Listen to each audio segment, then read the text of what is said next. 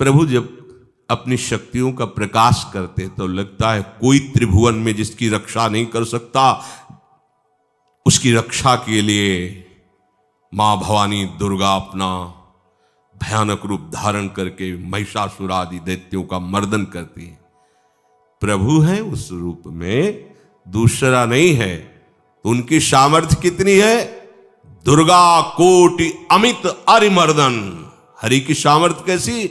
अमित दुर्गाओं जैसी।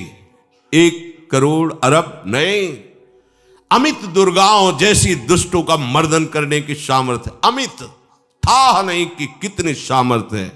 एक दुर्गा रूप में जब हरि प्रकाशित होते हैं तो त्रिभुवन में कोई सामने खड़ा होने वाला नहीं होता।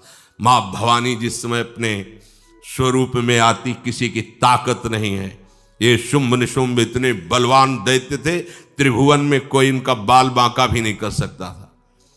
स्मरण किया समस्त देवताओं ने तो भगवान से ही शक्ति का प्रादुर्भाव हुआ। इतना सुंदर रूप मां भगवती का।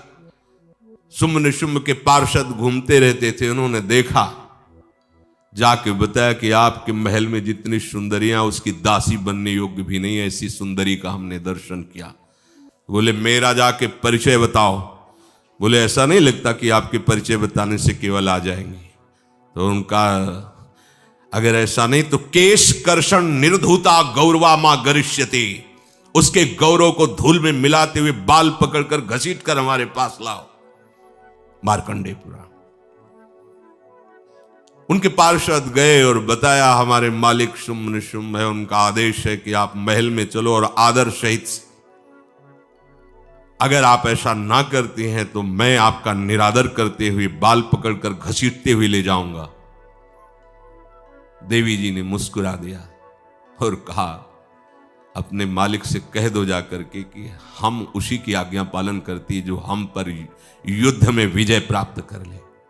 वो जाके बोले हाँ वो तो मतवाले, त्रिभुवन में कोई जोड़ ही नहीं था। आए और उद्दंडता पूर्वक वचन बोलने लगे। माता जी ने कहा बस तब तक बोल ले जब तक मैं मधु का पान कर रही हूं। बस ये पान करते ही तेरी जीवन लीला समाप्त हो जाएगी। ऐसा ही हुआ। जो ही पान करके सिंह पर सवार होकर गर्जना की, सारा का सारा अहंकार धूल दूषित हो गया, काट के फेंक दिया। ऐसी अनंत अमित दुर्गाओं जैसी सामर्थ्य हमारे प्रभु श्री हरि में, अमित दुर्गाओं जैसी, क्योंकि अनंत शक्तियों के स्वामी हैं। उनकी लीला में क्यों में हो?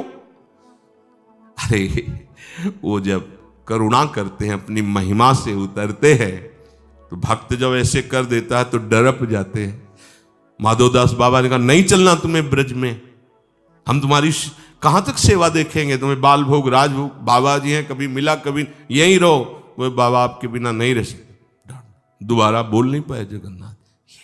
ये सुन करके हृदय बलिहार होता है। ओ ऐसे सामर्थ्यशाली प्रभु अपने भक्त के प्रेम प्रणय पर भी कितना डरते हैं। ये भक्त नाच पड़ता है। ये कुतर्क की संशय की वृत्ति यहां प्रवेश नहीं करती।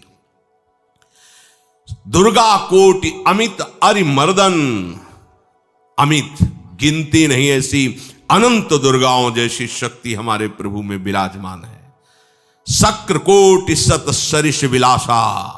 आहा अरबों इंद्र जैसा विलास प्रभु में। अरबों, एक इंद्र त्रिभुवनपति है, अरबों इंद्र के समान प्रभु का ऐश्वर्य है। और नवशत कोटि अमित अवकाशा, जिस एक आकाश के लिए गरुड़ जी से कह रहे हैं कि मच्छर से लेकर आप तक उड़ते हो पार पाए। बोले ऐसे अरबों आकाश के समान अवकाश है प्रभु में। मरुत कोटि सत विपुल बल, रवि सत कोटि प्रकाश, शशि सत कोटि सुशीतल, समन सकल भव त्रास। अरबों पवन के समान महान बल है। अगर त्रिभुवन में कोई बल है तो पवन में बल है, वायु बल। बड़े बलवान देवता, बल में इनके समान कोई नहीं। इन्हीं के अंश से प्रकट होते पवन पुत्र हनुमान। और इन्हीं के अंश से प्रकट होते पवन पुत्र भीम, बेजोड़ बलशाली महात्मा। दोनों महात्मा बेजोड़ बलशाली, जेगिर चरण दे हनुमंता, चले उसोगा पाताल तुरंता।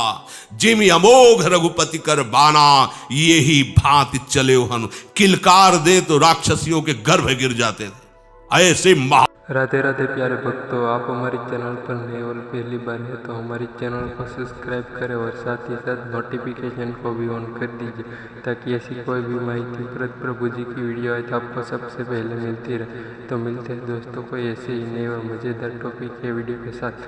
तब तक सभी को बाय बाय।